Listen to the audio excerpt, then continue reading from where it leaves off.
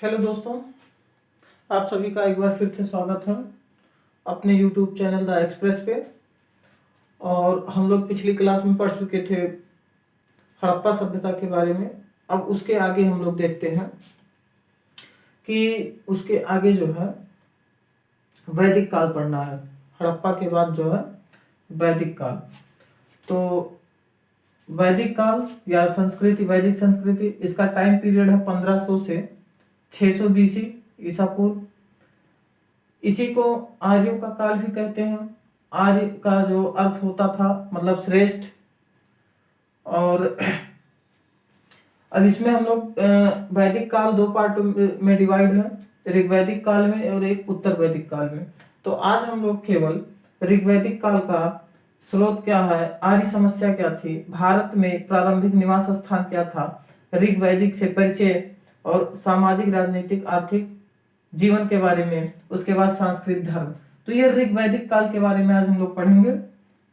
ऋग्वैदिक काल को प्रारंभिक ऋग्वैदिक काल भी बोलते हैं। उसके बाद में जो है उत्तर वैदिक काल हम कल करेंगे। तो आज हम लोग केवल ऋग्वैदिक काल के बारे में देखेंगे। इसमें सब हेडिंग है, यही सब स्रोत, इसके बारे में जानना, फिर आज ये सब आज हम जानेंगे। और सेम यही चीजें उत्तर वैदिक काल में कल देखेंगे। तो लिखिएगा कि सिंधु सभ्यता के पतन के बाद, सिंधु सभ्यता के पतन के बाद जो नवीन संस्कृति उभर कर सामने आई, जो नवीन संस्कृति उभर कर सामने आई, उसके बारे में संपूर्ण जानकारी हमें वेदों से मिलती है। उसके बारे में संपूर्ण जानकारी हमें वेदों से मिलती है। इसीलिए इस काल को वैदिक काल कहा गया। इसीलिए इस काल को वैदिक काल कहा गया। और वैदिक काल के संस्थापक आर्यों को माना जाता है, इसलिए इसे आर्यों का काल या आर्यों का सभ्यता, आर्य सभ्यता भी कहा जाता है। और आर्य का अर्थ होता था श्रेष्ठ। लेकिन आज के वर्तमान में आर्य का मतलब किसी जाति या किसी विशेष श्रेष्ठ धर्म से नहीं। आर्य वह लोग होते हैं, वर्तमान में आर्य वह लोग हैं जो इंडो यूरोपियन मतलब भारोपीय भाषा बोलते हैं। इंडो यूरोपियन मतलब भारोपीय भाषा बोलते हैं। और 1500 ईस्वी के आसपास वह पूर्वी यूरोप से भारत के बीच में रहते थे। भारत और पूर्वी यूरोप के मध्य जो है रहते थे और एक संस्कृत का पालन करते थे। तो उन लोगों को आर्य कहा जाता है। अब हम इसमें देखते हैं कि जब वैदिक काल को दो पार्टों में डिवाइड किया गया तो ऋग्वैदिक काल आया। अब ऋग्वैदिक काल में हम लोग देखेंगे कि ऋग्वैदिक काल में जो स्रोत है, दो प्रकार के स्रोत मिले इसमें, साहित्यिक स्रोत और पुरातात्विक स्रोत। तो साहित्यिक स्रोत में तो हम लोग देखेंगे कि साहित्यिक में आ जाता है ऋग्वेद। और उत्तर वैदिक काल में जो है मिलेगा आप लोगों को यजुर्वेद, सामवेद, अथर्ववेद। लेकिन ऋग्वेद में केवल जो है साहित्य में हम लोग देखेंगे साहित्यिक स्रोत। स्रोत दो प्रकार से है।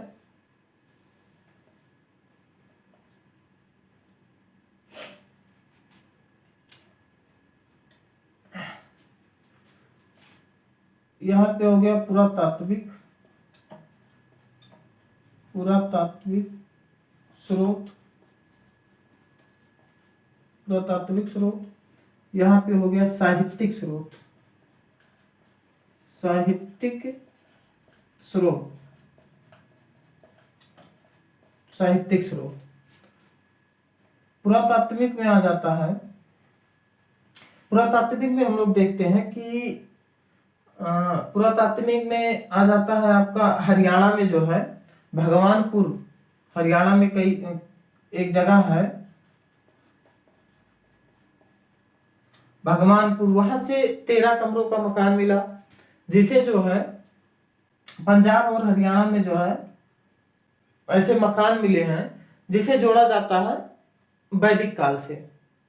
और इसके बाद में अभिलेख मिला है इसमें, अभिलेख का नाम था बोगज कोई, बोगज कोई, ये अभिलेख मिला। तो ये तो हो गए पुरातात्विक स्रोत। इसके बाद में साहित्यिक स्रोत में आता है ऋग्वेद।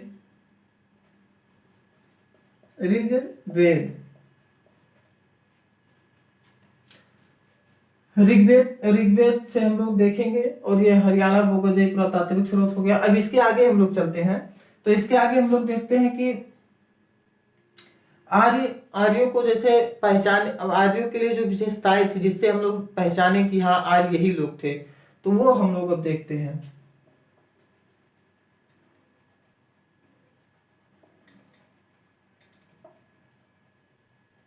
क्या देखना है कि आर्यों की पहचान,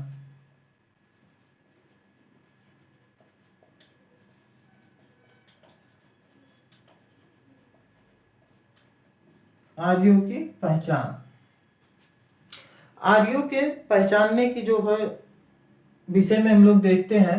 तो इनका जो, इनमें जो विशेषताएं थी, आर्यों को जैसे कैसे पहचानेंगे, मान लीजिए इनमें कुछ विशेषताएं होंगी। अगर मेरे पास, हम लोगों के पास अलग अलग अपनी अपनी विशेषता है।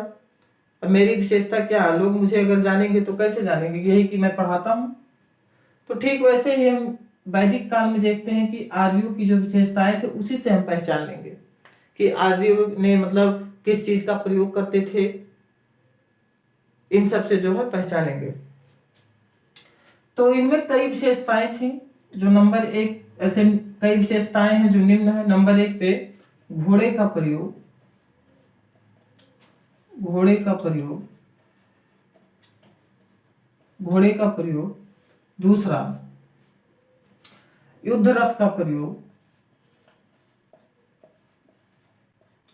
युद्ध रथ का प्रयोग, युद्ध रथ का प्रयोग। तीसरा, आरा वाले पहिए, आरा वाले पहिए, आरा वाले पहिए का प्रयोग, आरा वाले पहिए का प्रयोग हो गया। और फिर चौथा है यज्ञ वेदी, यज्ञ वेदी और बलि, यज्ञ वेदी बलि भी देना, यज्ञ वेदी बलि, और जो है अग्नि पूजा।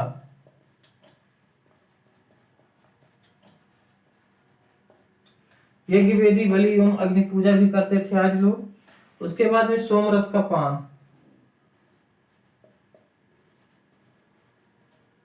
सोमरस का पान, ये हो गया। ये सारी चीजें हो गई आर्यों की पहचानने वाली विशेषताएं। आर्यों में क्या था, घोड़े का प्रयोग करते थे, युद्ध रथ का प्रयोग होता था, आरा वाले पहिए मतलब तीली वाली पहिए, हड़प्पा में भी पहिया था लेकिन ठोस था, यज्ञ वेदी बलि एवं अग्नि पूजा का प्रयोग, सोमरस का पान। अब ये जो सोमरस का पान है, तो वर्तमान में इफ्रेडा एक पौधा है, इफ्रेडा, उसी पौधे को जो है कई विद्वान मानते हैं कि ये सोमरस का काम करता था। अब हम लोग आगे बढ़ते हैं, इसमें हम लोग देखते हैं कि आर्यों का जो है मूल निवास कहाँ का। तो हेडिंग है आर्यों का मूल निवास।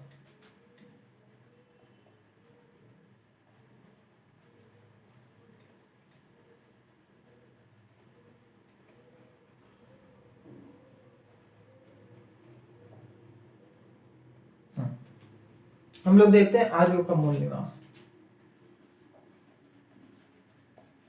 आर्यों का मूल निवास,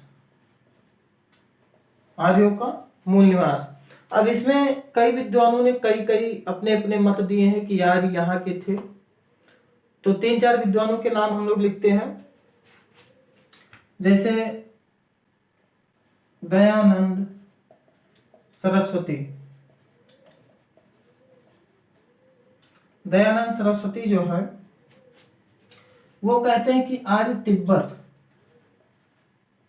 दयानंद सरस्वती जो है कहते हैं कि आर्य जो है तिब्बत हो गया। और उसके बाद में अविनाश, अविनाश चंद्र, ये भी एक इतिहासकार थे। इन्होंने बताया कि सप्त सैंधव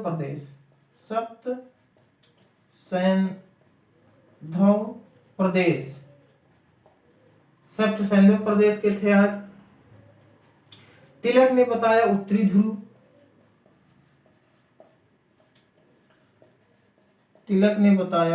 ध्रुव, और मैक्स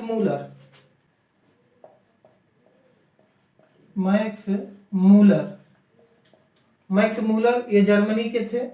इन्होंने कहा कि मध्य एशिया,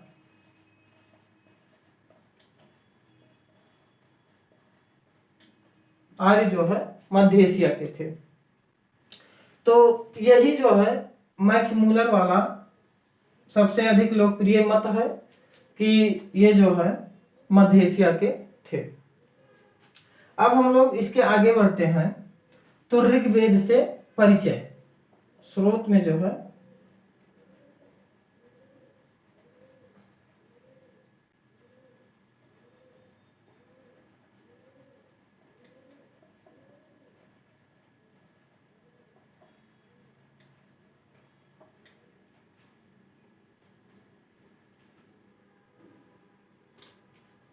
ये तो अगला हेडिंग डाल लीजिए कि भारत में प्रारंभिक निवास कहाँ था, आर्य कहाँ रहते थे भारत में।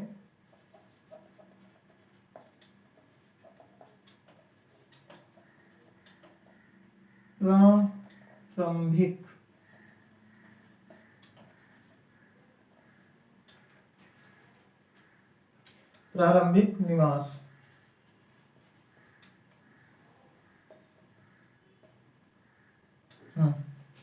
इसमें लिखिएगा कि आज के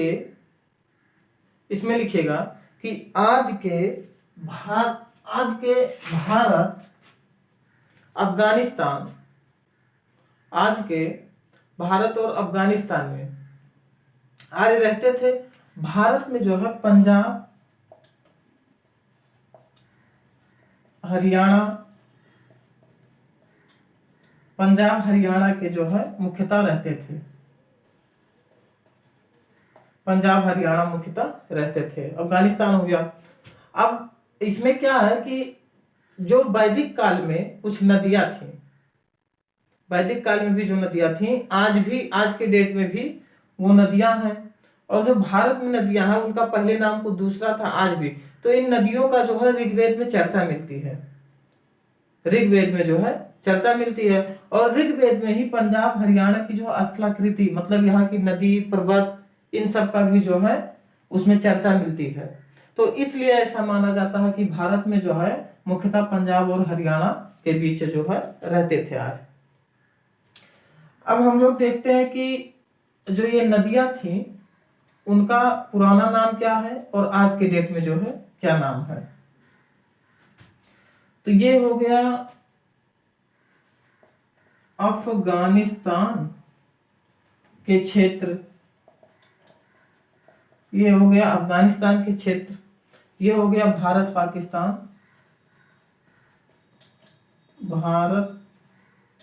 पाकिस्तान के क्षेत्र,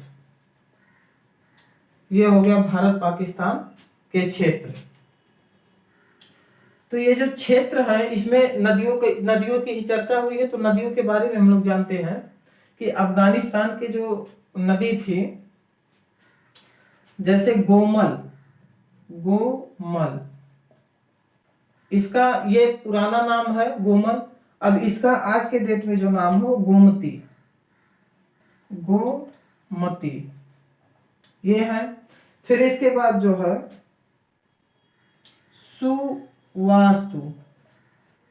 सुवास्तु है, इसका नाम स्वात। फिर एक कुर्रम है,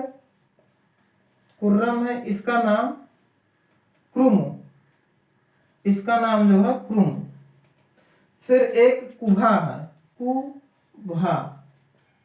कुभा जो है काबुल, इसका नाम काबुल।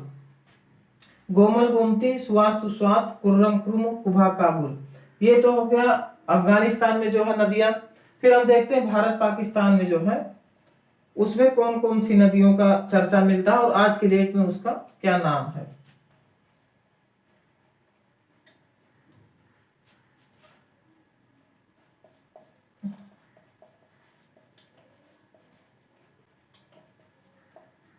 इसमें देखते हैं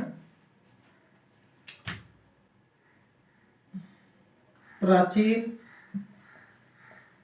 नाम, वर्तमान नाम। हम लोग देखते हैं कि इसमें जो है वितिस्ता आता है एक, इसका नाम है झेलम, इसका नाम झेलम है। फिर अश्किनी एक है, अश्किनी, ये है चेनाब। फिर आता है पुरुषड़ी,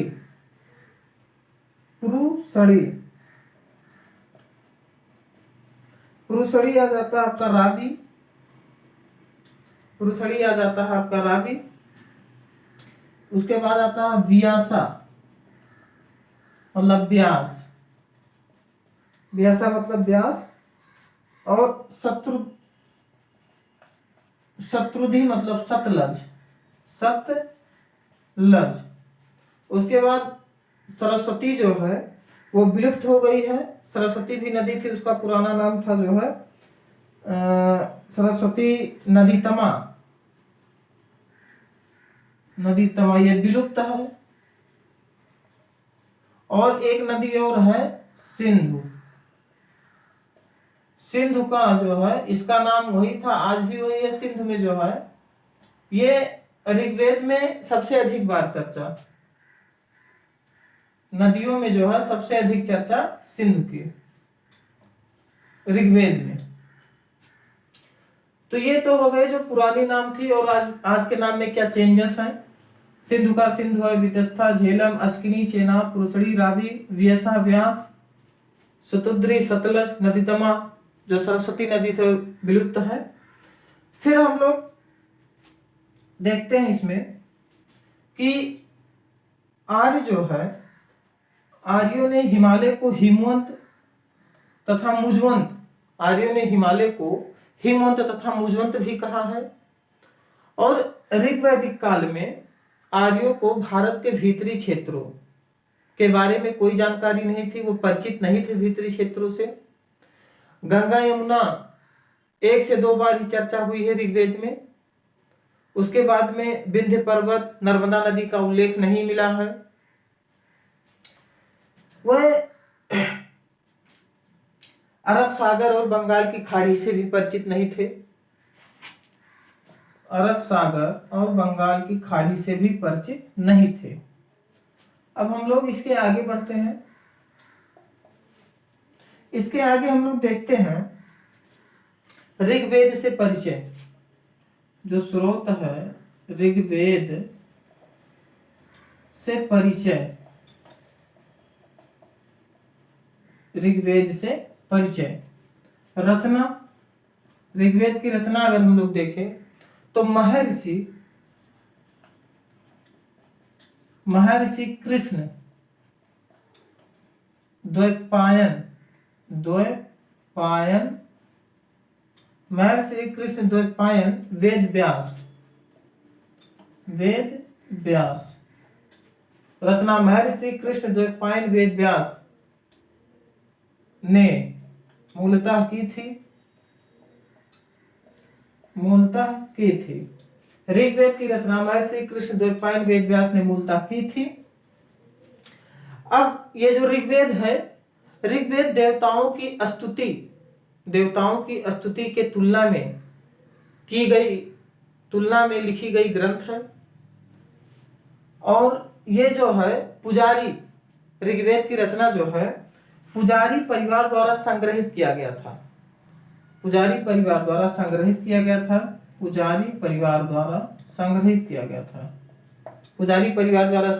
गया था।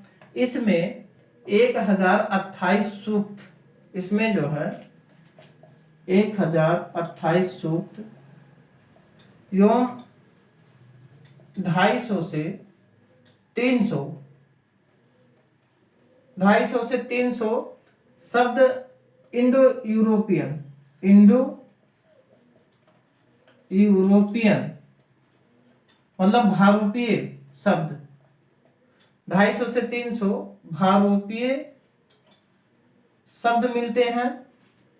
1028 सूक्त, 250 से 300 भारोपीय शब्द। और जो है यह पुस्तक 10 भागों में डिवाइड है। यह पुस्तक जो है मतलब ऋग्वेद जो है 10 भागों में डिवाइड है, मतलब 10 मंडल में डिवाइड है, 10 मंडल में डिवाइड है। और इसका जो है दूसरा और सातवां सर्वाधिक प्राचीन मंडल है। दूसरा और सातवां जो है प्राचीन मंडल है। अब हम इसके अगर मंडलों की बात करें तो 10वें मंडल में ऐसे जैसे 10वें मंडल में सब बताया गया कि पहले मंडल में क्या है, दूसरे में क्या है। जैसे पहले मंडल में हम बात करें तो जुआ, पहले मंडल में जुआ के बारे में है। दूसरा कृषि कार्यों,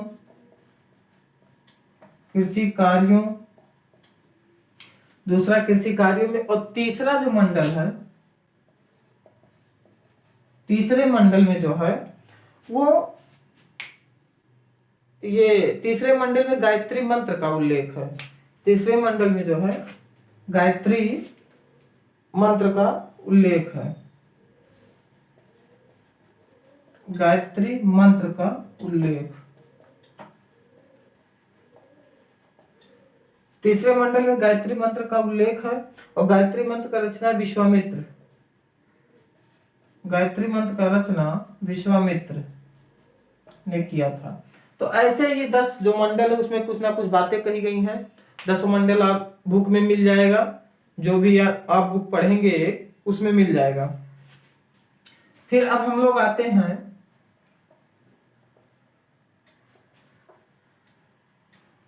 ये तो ऋग्वेद से परिचय हो गया।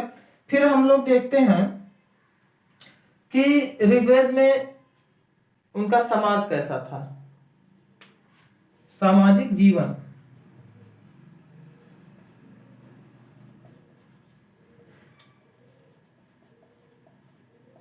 सामाजिक जीवन इसमें लिखिएगा कि समाज उनका पितृ सत्तात्मक था। समाज जो है पितृ सत्तात्मक था।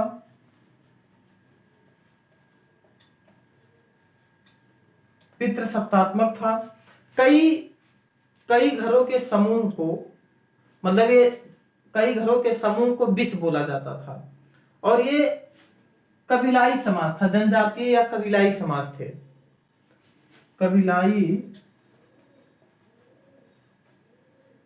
कबीलाई समाज था। कबीलाई समाज में ही जो है पितृ सत्तात्मक था।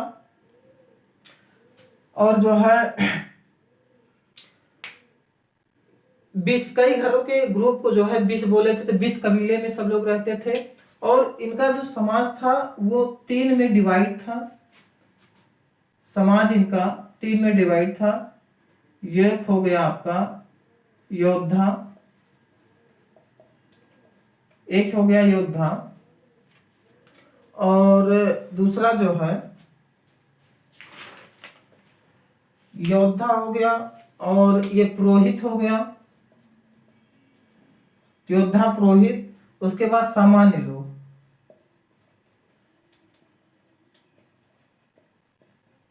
तीन लोगों में डिवाइड था समाज, पुरोहित, योद्धा, सामान्य लोग।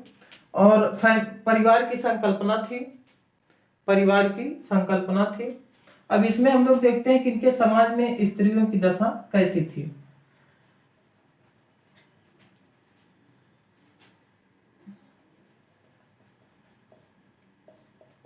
समाज में इनके जो है, समाज इनका पितृ सत्तात्मक होने के बावजूद भी स्त्री जो है शिक्षा का अधिकार, शिक्षा का अधिकार उनको था। सभा में प्रवेश, सभा में प्रवेश, शिक्षा का अधिकार, और यज्ञ में भी महिलाओं को अधिकार था पुरुषों के समान, यज्ञ में भी स्थान मिलता था। उसके बाद में हम लोग देखते हैं कि सभा समिति में भी उनका प्रवेश था, और महिलाओं का जो है बाल विवाह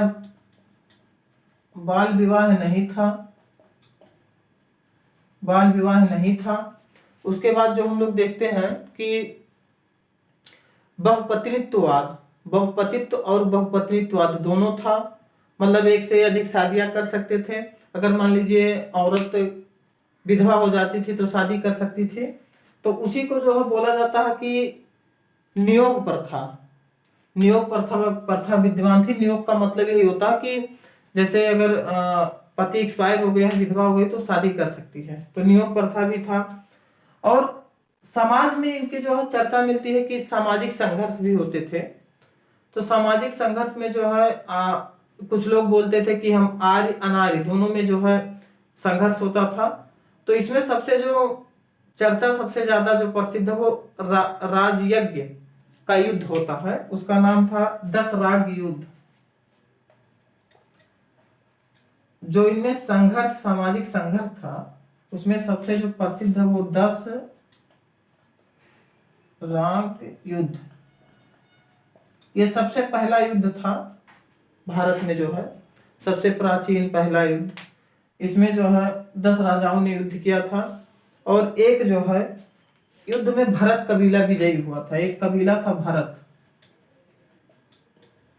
भरत कबीला विजयी हुआ था।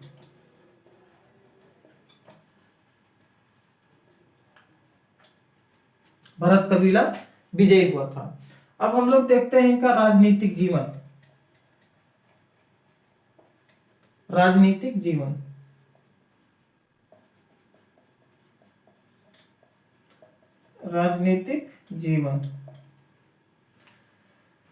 तो इसमें हम लोग देखते हैं कि राजनीतिक जीवन जो है मूलतः सरदार तंत्रात्मक थे।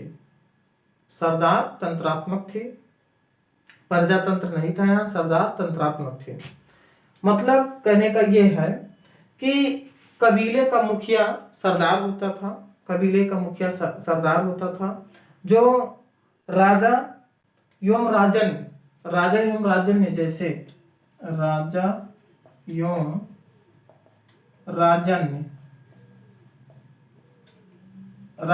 राजन ने जैसे उपाधि धारण करता था। राजा एवं राजन जैसे उपाधि धारण करता था। उसका पद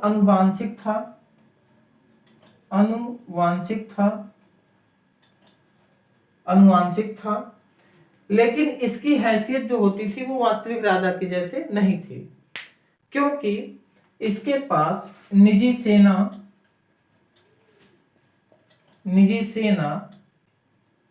और न्यायिक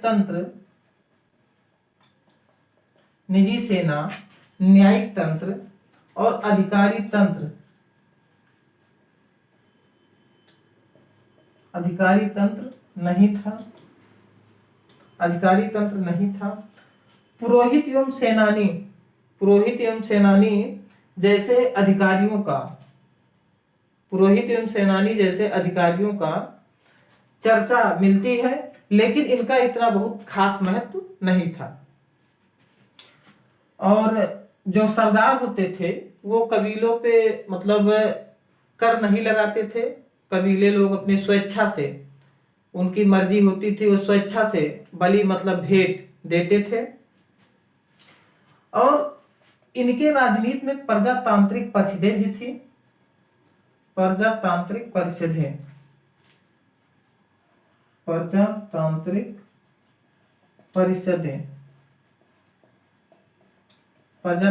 परिषदें भी थे। एक सभा, विदत और फिर समिति, ये 3 प्रकार की इनके परिषदें थे। सभा भी थी, विदत भी थी और समिति भी थी। ये वृद्ध लोगों का था, और समिति में जो है इनके जो अध्यक्ष होते थे उनको ईशान बोला जाता था। समिति के जो अध्यक्ष थे ईशान बोला जाता था। तो हम कह सकते हैं कि जो प्रजातांत्रिक, जैसे आज के डेट में हम लोग देखें तो जो संसद होता है, ठीक उसी तरह से ऋग्वैदिक काल में ही एक झलक दिखाई देता है आज के संसद की तरह, कि यहाँ बैठ के सब लोग चर्चा करते थे, अपना राय रखते थे, फिर वो सब काम होते थे। तो ये तो हो गया राजनीति, ये हो गया राजनीति। अब हम लोग देखते हैं आर्थिक जीवन इनका जो है आर्थिक जीवन।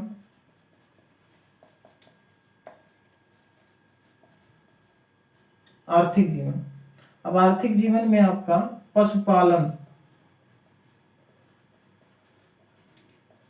पशुपालन कृषि, और ये हो गया शिल्प व्यवसाय। तो हम लोग देखते हैं कि ऋग्वेद में जो है ऋग्वैदिक काल में पशुपालन, इसमें क्या था, बकरी, ऊंट और घोड़ा, गाय, ऊंट, बकरी, घोड़ा आदि जो है पालते थे। और ये जो गाय है, ऋग्वैदिक काल में गाय का बहुत ही महत्व था। गाय से कई शब्द निकले थे, जैसे गाय को मारना भी अपराध होता था ऋग्वैदिक काल में। गाय पूजनीय योग्य थी ऋग्वैदिक काल में। और गाय से कई सारे शब्द जो हैं हो गए थे, जैसे पुत्री, दुहित्री, उसके बाद में जो है गोप मतलब राजा,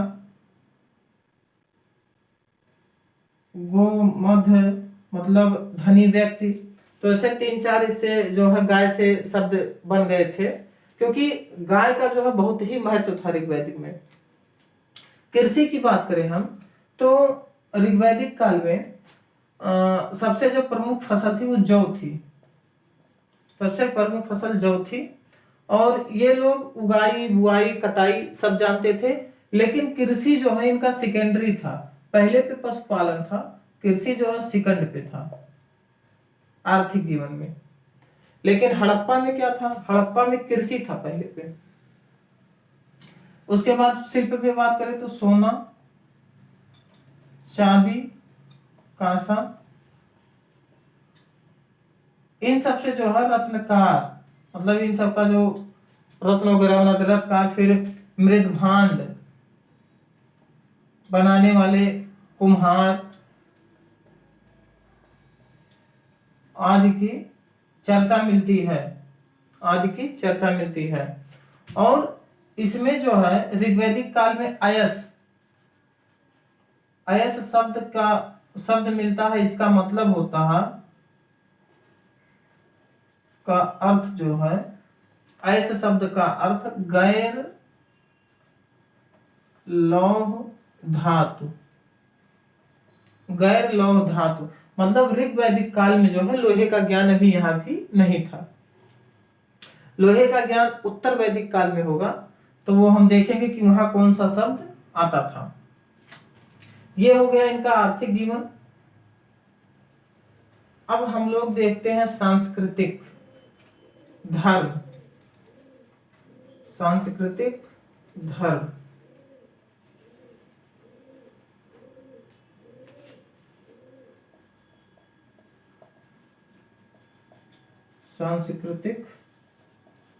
धर्म, सांस्कृतिक धर्म, इनमें जो कई इनके जो धर्म थे सांस्कृतिक, इसमें एकेश्वरवाद, बहुदेववाद, इन सब का जो है चर्चा मिलता है। एकेश्वरवाद, बहुदेववाद, सर्वेश्वरवाद, इन सब का। तो हम लोग देखते हैं कि इसमें पहला पॉइंट है कि आर्य भारी संख्या में देवी देवताओं को पूजते थे। आर्य भारी संख्याओं में देवी देवताओं को पूजते थे। यास्क ने 3 श्रेणियों में बांटा है। यास्क जो है 3 श्रेणियों में बांटा है, जैसे भूस्थलीय देवता, अंतरिक्ष स्थलीय देवता उसके बाद जो है आकाश, स्थलीय देवता, आकाश में देवता, मतलब 3 भागों में बांटा है। उसके बाद में देखते हैं कि दूसरे पे आर्यों के प्रमुख देवताओं में इंद्र, आर्यों के प्रमुख देवताओं में इंद्र आते थे, अग्नि आते थे, और इंद्र, अग्नि, वरुण, नासत्य, इंद्र, नासत्य, वरुण आदि प्रमुख देवता थे। इनके जो है प्रमुख देवता थे। इनमें जो है देवियों की भी पूजा की थी इन्होंने, आर्यों ने जो है देवियों की भी पूजा की थी। उसमें नाम मिलता है उषा, अदिति। लेकिन देवियों का जो पूजा था वो गौण हो जाता है, क्योंकि समाज पितृसत्तात्मक था, इसलिए देवियों का जो है स्थान वो गौण हो जाता है। फिर इसके बाद धर्म की प्रकृति में हम लोग देखते हैं कि धर्म की प्रकृति, आर्यों ने प्रकृति का जो है दैवीकरण किया है। प्रकृति का जो है दैवीकरण किया। प्रकृति का दैवीकरण का मतलब जैसे अग्नि का देवता, बारिश का देवता, अग्नि का देवता, बारिश का देवता, धरती का देवता, इन सब में जो प्रकृति का दैवीकरण किया है, प्रकृति को ही जो है देव बनाया, ये सब किया। फिर धर्म का एक स्वरूप मानवीय भी था, मानवीकरण भी था। जैसे मनुष्य होते हैं उसी टाइप से जो है गुणों का आरोपण करके देवों को इन्होंने बनाया था। ऋग्वैदिक धर्म जो है वो कर्म कांडों से परे था। ऋग्वैदिक जो है कर्मकांड प्रधान नहीं था, क्योंकि ये लोग पूजा तो करते थे, लेकिन प्रार्थना स्तुति जो है एक वंदना एवं प्रकृति पूजा पे था, ज्यादा कोई कर्मकांड वाला नहीं था। तो ये तो हो गया हम लोगों का सांस्कृतिक और धर्म।